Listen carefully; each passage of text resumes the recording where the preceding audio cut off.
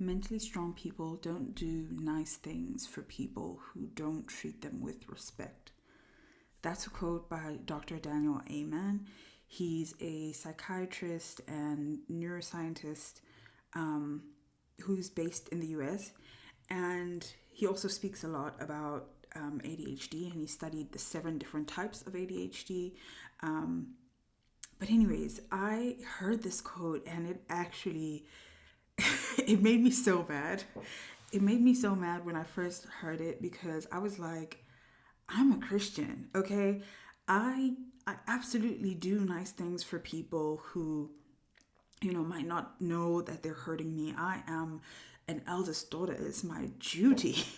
I mean, I didn't say it in those terms at the time, but I was like, you know, we take care of others, sometimes at the expense of ourselves, even if those people don't appreciate or understand what it costs us to do so. And, sometimes those people are actively causing us harm, and we still take care of them because that's what you do as a person who has a big heart, as a person who thinks of themselves as kind, who wants to do what's right, who wants to leave situations better than they found them.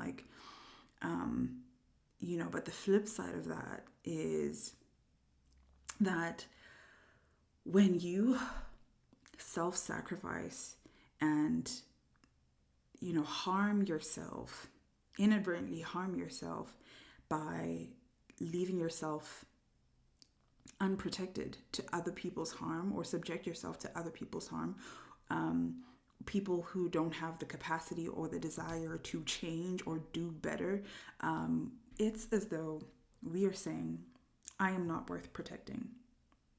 I am not worth loving. I am not worth preserving, my sanity, my own peace.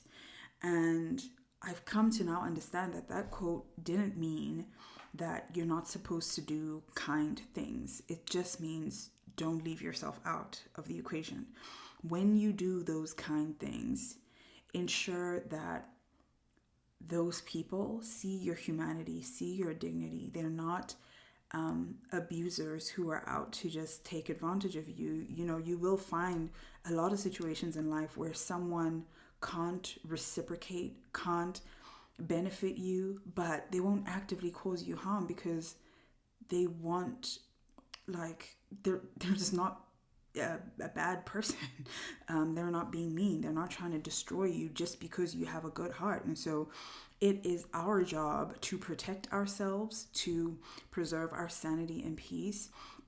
And I think I also have come to understand that part of what that quote is saying is that mentally strong people have self-preservation. And when you've been raised in a toxic environment, in a family system that required you to not have boundaries, to abandon yourself, to silence your anger and your self-protective impulses, your self-protective behaviors, like expressing when you're angry, telling the truth even if it makes others uncomfortable, just being honest about who you are and what you need in relationships, or making them, whatever it is. If you were required to be easygoing, if you were required to self-abandon in your family system, it's more likely that you'll subject yourself to abuse or have a high tolerance to abuse because that's what you were taught. And people who are toxic or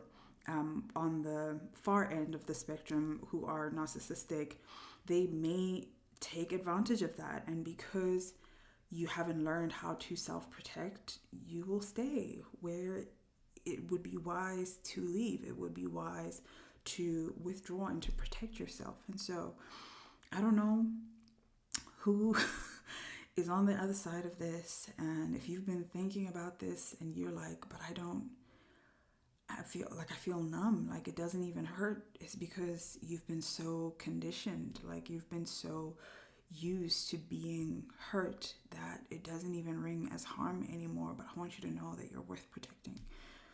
You deserve to be protected. And it wasn't normal. It's not normal that you are numb to hurt. It's not normal that you run to protect the people who are harming you. It's not normal that you run to their rescue when they're actively trying to cause you harm. And that just means that your self-worth has been so deeply corroded by the people who are around you, who are supposed to build your self-worth so that you don't get taken advantage of and harmed when you go out into the world, and they didn't do that. But you can absolutely begin to start doing inner child work, start preserving and protecting the sacred place within you. Your spirit, your soul is here for a very specific intentional purpose that God has designed you for, and we don't know that, but we are instructed to guard our hearts, for everything we do flows from it. Okay, and that means the good and the bad.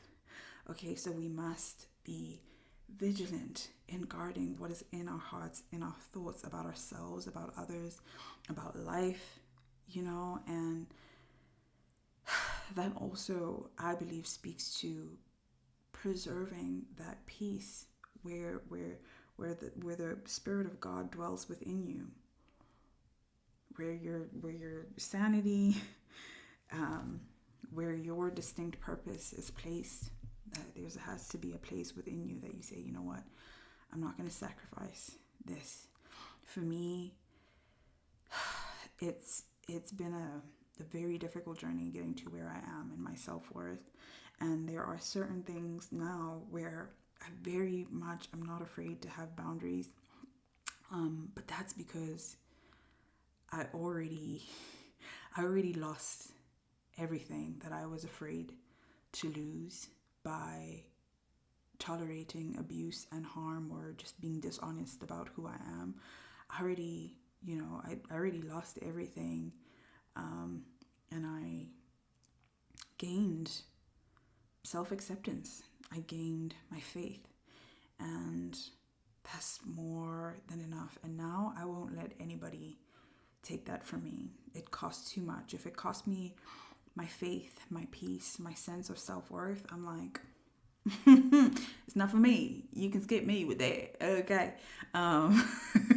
You can just walk right on past, and it's okay. I wish you well, but you're not gonna take that from me, because that's all I got. When the world crumbles, okay, you're gonna have to have your peace preserved, and we are responsible for that peace within ourselves. We are responsible for how we treat other people, yes, but we are also responsible for how we treat and preserve what is within ourselves.